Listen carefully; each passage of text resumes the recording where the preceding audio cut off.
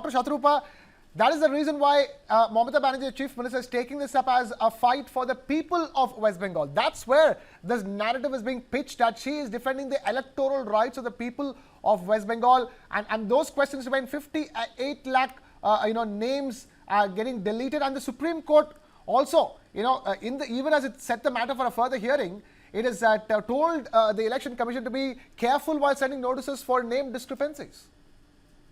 Good evening, Krishna. Thank you for having me on the show. Good evening to the other panelists, and good evening to the people who are definitely watching keenly as to what is going to happen next.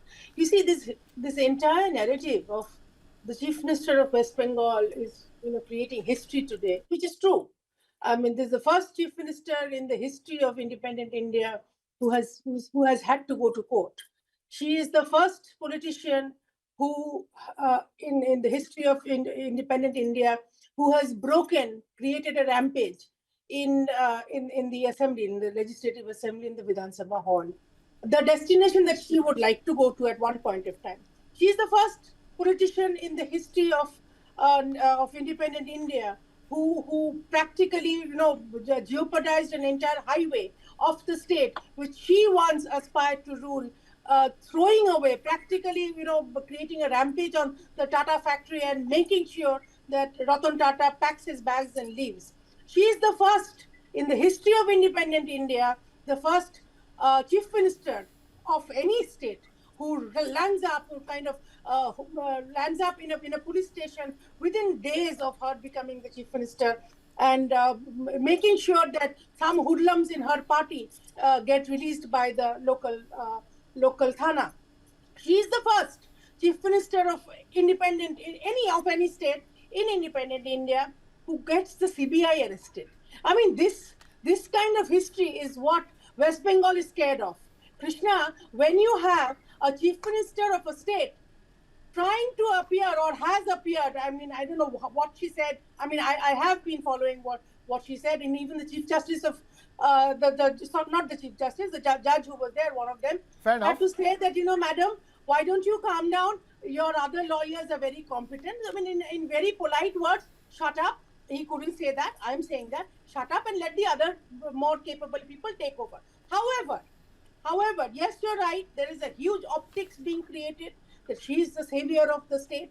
But I think the people who are in the state and who are not, coming out of the grave to vote, who don't have a problem with their names, who have not had a problem with the hearing, it is a very, like Dr. Mohammed Amin has very clearly said, it is a very simple procedure.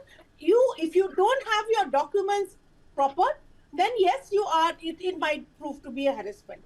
Okay. Yes, old people who are being called, people who were indisposed were being called. Perhaps the Election Commission could have handled it a little more sensitively, which they did. They responded.